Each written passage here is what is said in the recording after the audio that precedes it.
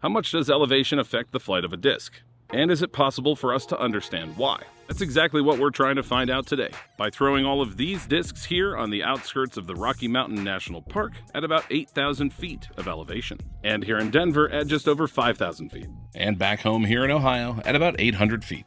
Hey everyone, it's Greg from Six Sided Discs, and this is Flight Numbers Don't Matter, where we put discs to the test to look beyond those numbers and let the flight of the discs speak for themselves.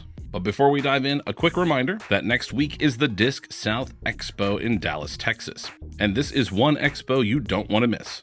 The first 100 people to stop by our booth and show us you're subscribed will get a free Flight Numbers Don't Matter Velcro patch for your bag or cart. And there just might be a surprise worth stopping by for as well. Anyways, back to the elevation. Throwing here at elevation reminds me of one of the only times I've really heard the disc golf world talk at length about elevation, the World Championships in 2021 in Ogden, Utah.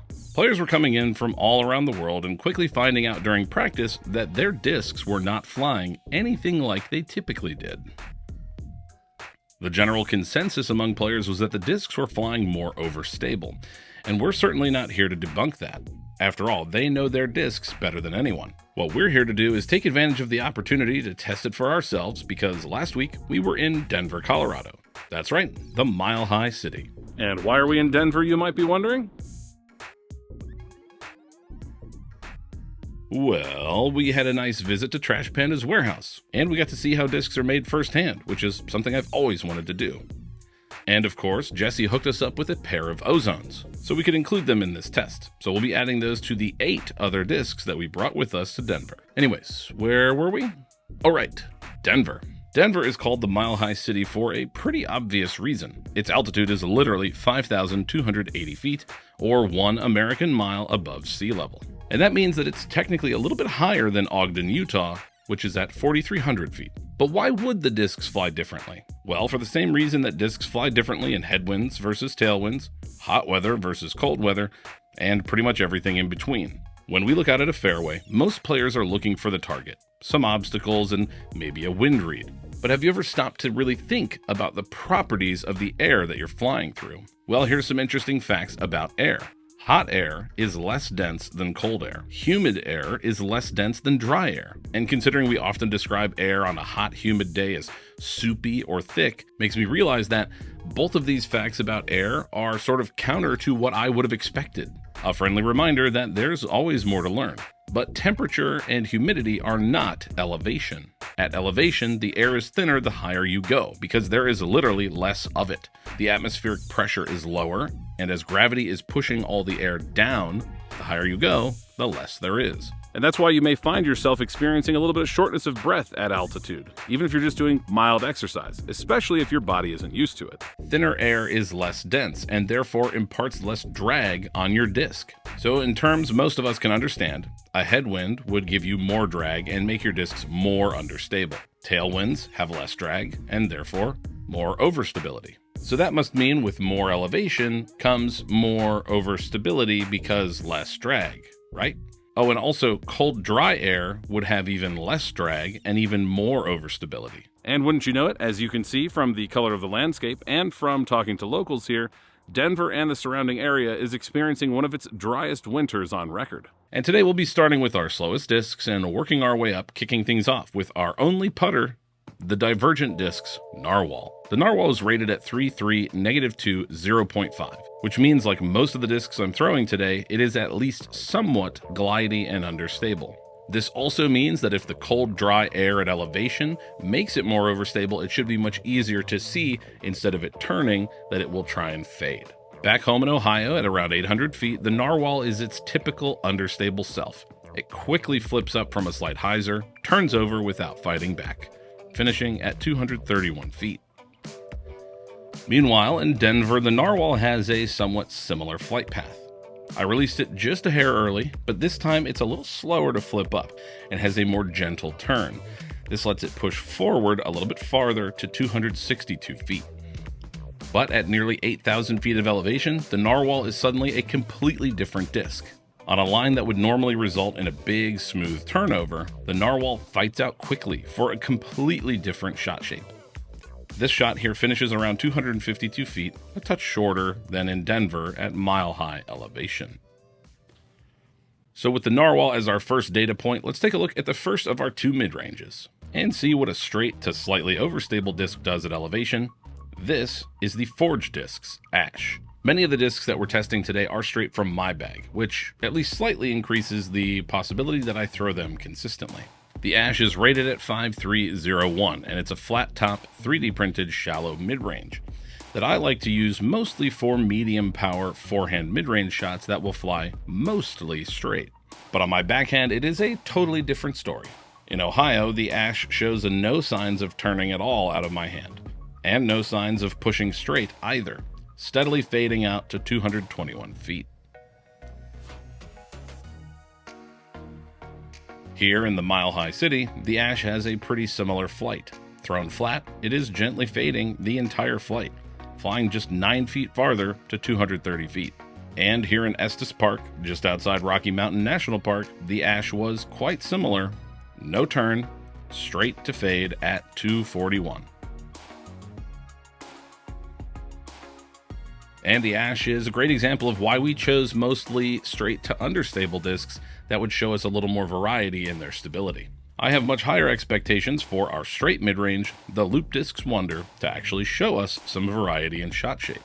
Rated at 5.6, -1.1, the Wonder comes from Australia's Loop Discs, and was a huge hit when we featured it in our First Impressions series last summer. With tons of glide and neutral stability, the Wonder flies something like this for me in Ohio. Some turn, and some fade, but fairly easy distance, around 260 feet. While in Denver, at over 5,000 feet of elevation, the Wonder finds a way to get a little bit of turn and then a big forward fade out to over 300 feet, significantly farther than I expected. Remember, with less air resistance comes possibly more distance, but at what cost? Perhaps we'll find out more about the cost later, because at nearly 8,000 feet of elevation, the Wonder has lost any turn it had at lower elevation, and instead just holds straight before fading out. Not to mention, we lost some of that distance from Denver, now at 282 feet, about 20 feet shorter. Let's move on then to a disc that I was hoping would show a big difference, the Discmania Founder. One of the most understable mid-ranges around, with flight numbers of 5 speed, 6 glide, -4 turn, and 1 fade. I am not so secretly hoping that this will be very understable in Ohio, while at least visibly more overstable at elevation.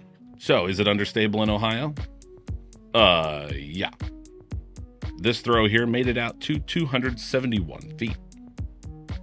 Is it more overstable in Denver? No, not really. In fact, it was still so understable that my best distance was considerably shorter at just 236 feet. But what about closer to 8,000 feet? Well, sometimes a disc is so understable that you'd have to take it up to Everest, I guess, to see much difference. And the Founder is that disc. Still super understable at 8,000 feet. And did it fly much farther? Not really. 260 feet. So I guess the Founder is just too understable.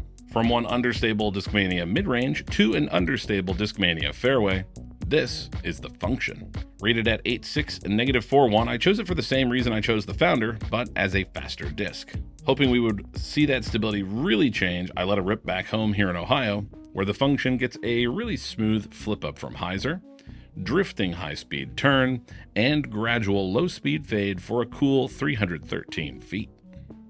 And for the first time today, we're seeing a really noticeable difference from 800 to 5,000 feet as the Function gets significantly less turn, instead just turning briefly before fading more aggressively to 292 feet. And how much difference can we see going a few thousand feet higher? Quite a lot, as it turns out. Here at 8,000 feet, the Function is now more like a beat-in T-bird, going from -4 turn to barely -1, and from 1 fade to at least 2. Effectively, a completely different disc. The distance remains relatively unchanged at 302 feet, compared to 292 and 313 at lower elevation. A slightly less understable fairway, worthy of inclusion, is the Trash Panda Ozone. As Jesse rightly pointed out to us, if we're coming to Denver and testing discs at elevation, we need to test a disc made at elevation by Denver's own Trash Panda Disc Golf. The Ozone is rated at 86-31, made from 100% recycled plastic, and available to us today in their premium blend in 2 different colors. And we'll throw both of those in just a moment. Back home in Ohio, we've thrown the Ozone many times and in multiple plastics. For me, it can get anything from a big turn and fade like this, to a very quick turn and cut roll like this. Josh has also thrown it many times, and it's happy to do a quick hyzer flip to turn on not very much power like this. At 1 mile of elevation in Denver, our 2 Ozones showed us just a touch of understability. The purple Ozone is subtle, just holding a gentle turn its entire flight out to 300 feet, while our yellow Ozone is getting a little more turn and about 240 feet. But prepare yourself, because these Ozones couldn't be more different up in the Rocky Mountains. First up, our purple Ozone, on a slight anhyzer, I will admit, gets some turn, but it fights out much faster than I've seen an Ozone do before. That added fade pushes it forward to about 309 feet. But this yellow Ozone, oh boy, this thing was so beefy. All 3 of these shots never looked like turning, instead pushing straight and fading left to finish at 288, 295, and 297 respectively. One of our most definitive results by far. But we have 3 drivers left, so let's move on to a newly released disc so we can put it through its paces at multiple altitudes, the Simon Line Bokeh. The Bokeh is rated at 7601 and is considerably more overstable than the Function or Ozone. And that makes it a little harder to see the change in stability, because as you can see here, at only 800 feet of elevation, the Bokeh is already fairly overstable for my arm. Despite that stability though, it gets out to 301 feet, which for me is very respectable, especially on my backhand. In Denver at over 5,000 feet, my line is a little bit off from the camera's perspective, and there is a tiny bit more anhyzer on this release, but despite that, the Bokeh pushes out straight again, maybe the faintest of turns, and finishes around 300 feet. And it's more the same at Estes Park, where our Bokeh is still plenty overstable, reaching 305 feet and not showing us a particularly surprising result. However, our distance drivers are likely to provide us with some more interesting data. And here it is, 1 disc in 2 different plastics. This is the MVP Trail in Neutron and in Special Edition Fission. And the difference between these trails doesn't stop with the plastic, as the Fission Trail is considerably more domey and also 5 grams lighter than the Neutron, at 168 compared to 173. Now I'm sure you already know the trail, but here's what it did for me at 800 feet of elevation. In Neutron plastic, it gets a nice gentle turn before a nice fade, equaling a fairly straight shot at 321 feet. In Fission plastic, it is noticeably more understable at 800 feet of elevation. It gets on turn and stays there until it lands at about 305 feet. In the Mile High City, the Neutron Trail starts to get a little bit of that same turn, but fights out much faster, fading quickly to 312 feet, about 10 feet shorter than in Ohio. The Fission Trail is more the same, and a much more noticeable difference, as it gets a very similar flight to the Neutron Trail, way more overstable than back home in Ohio. And it gets about 10 more feet of distance than before at 315. But here in the Rocky Mountains, our trails showed us what elevation can do to a disc. The Neutron Trail gets virtually no turn on the first shot. It holds this hyzer angle completely. And I think that has a lot to do with the lack of air resistance. There's essentially nothing to force that disc up from that hyzer angle, so you just end up holding whatever angle you start on. These 2 shots with the Neutron Trail finished at 325 and 294 respectively, which means we achieved our best distance with the Neutron Trail so far. Now for our Fission Trail, and if I force it over, I can get some turn. But this being the disc that got a huge turn back in Ohio like this, it now somehow finds a decent amount of fade like this. But on another attempt, it quickly fades out. So the Fission Trail also hits its best distance of 325 in the Rocky Mountains. But it really begs the question, at what cost?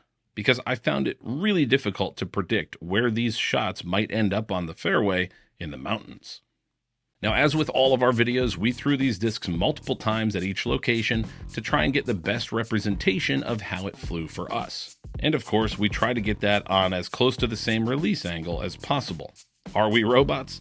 Certainly not. And our results here and in any video should be taken with a grain of salt. But what I can say is, with first-hand experience of throwing these discs at around 800 feet, 5,000 feet, and nearly 8,000 feet, elevation is a huge factor. While in some instances we saw distance increase, distance should never be the whole story. Not to mention the longer wet grass here in Ohio had very different ground play to the golf course in the Rocky Mountains. And of course, because disc golf is seldom played in an open field, but instead played on fairways shaped by natural obstacles, the shot shape is much more important and was significantly different at elevation and much harder to predict. Have you ever played at significantly different elevations? How were your discs flying and how did you adjust? Let us know in the comments below. And also comment below what other tests and comparisons we should do in the future on Flight Numbers Don't Matter. Lastly, don't forget the Disc South Expo is next week and we have some really exciting news to share.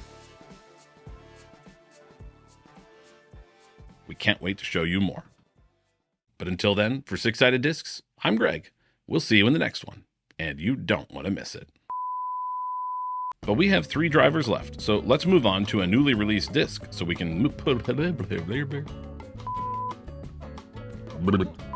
here in the special edition Neutron Bokeh Latte version, the Bokeh. Yes. And wouldn't you know it, as you can see from the color of the landscape here, the area, nope.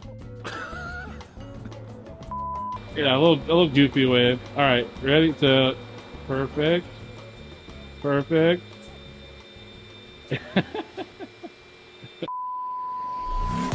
If you like this content and want to see more, please consider liking the video, subscribing to our channel, or becoming a member. Your support makes this content possible.